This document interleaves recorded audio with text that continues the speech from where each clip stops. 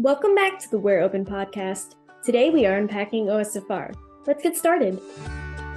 Editz, Killerbee, and Lillious, thanks so much for joining us on behalf of OSFR. Tell us about yourselves. Hi, I'm Editz. I kind of helped out Matt a long time ago and kickstarted the Free Realms project. It's turned into the OSFR. Hi, I'm Killerbee. I as well helped with helping understand how Free Realms worked. Hi, I'm Lillious. I'm the main contributor to the OSFR launcher. And for those not familiar, what's the purpose of OSFR? The purpose obviously was to bring open source for Free Realms and have people mess around and contribute to it if that's what they desire. How did you all become contributors? I worked on Free Realms and messed around with it way before OSFR, and I heard about it and I thought that was a cool idea for it to go open source. I mostly worked on the mounts and the pets and help understand how they work. Initially, I contacted Matt, which people from the Clone Wars community might know, just to go over and if there was a possibility of emulating Clone Wars because Free Realms Sunrise project existed. He knew the engine was the same. So I kind of helped him look at the game, shifting to Free Realms because there was a lot more information there, such as the packet logs that Mayhem had provided. This is based in 2018. I think before I even knew about OSFR, Eden pointed out that there was a group of people going open source with the server I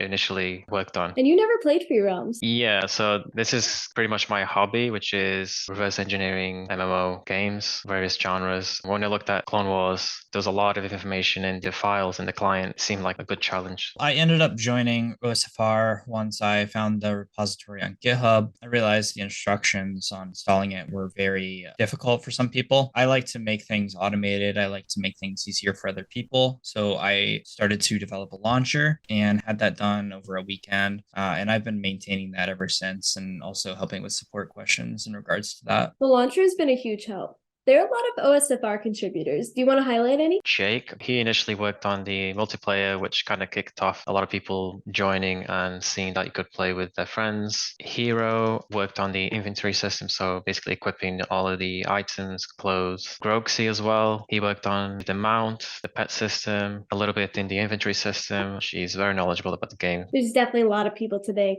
So, Editz, you mentioned Clone Wars. You and Lillious both worked on it. What's the connection to Clone Wars and Free Realms? The Clone Wars and Free Realms both use the same game engine. There are a lot of references to Free Realms on Clone Wars, so you could say it was kickstarted from that. I've made a tool to help the Clone Wars team out, which looks at the tiles, which is basically like a tiny part of the map, and lets the guys accurately know where all the models, lighting is placed in the Clone Wars world because it's so similar to Free Realms. It also works with Free Realms. It's really helpful that there's been that crossover. What have you all learned while working on OSFR? I learned a lot about technologies and tools that were used during this process. We worked a lot with C# and .NET. I pretty much just learned about the Forge-Lite engine and just learning how the original developers of the game worked on the maps, worked on the assets. I wouldn't say I learned much at the moment, only because I'm a web developer. That's fair. It's dependent on the job. So what would you say the pros and cons are to a game being open sourced? The pros are probably the cons. It's not really structured towards we have a timeline kind of deal, got to get this done, contribute at your own discretion. We're kind of open sourcing the server. So the flexibility with that is someone, if they're knowledgeable enough, could go and try and implement more features that we haven't done so far. The cons, there's like the legal aspect. Really good points.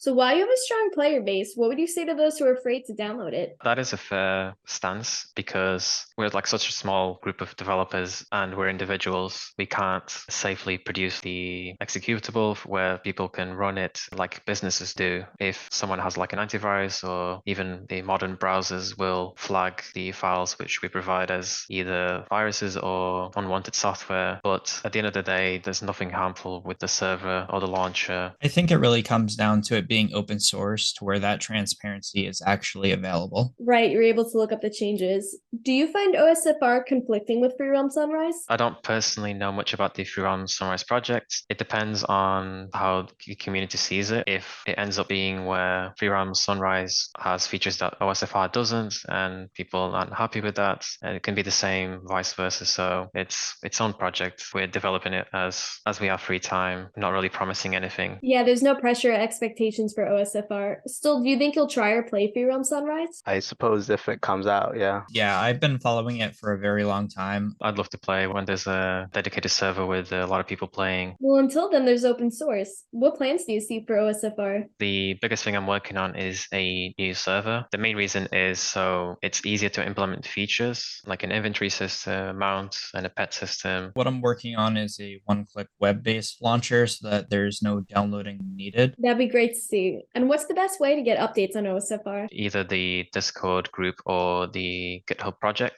Wonderful. Thanks so much for joining us and for your contributions. We can't wait to see what's in store for OSFR. Yeah, Right, thanks thanks for for the having us. interview. I'd like to thank Editz, Killerbee, and Lillious for joining us. Want to know who our next guest is? Subscribe to find out.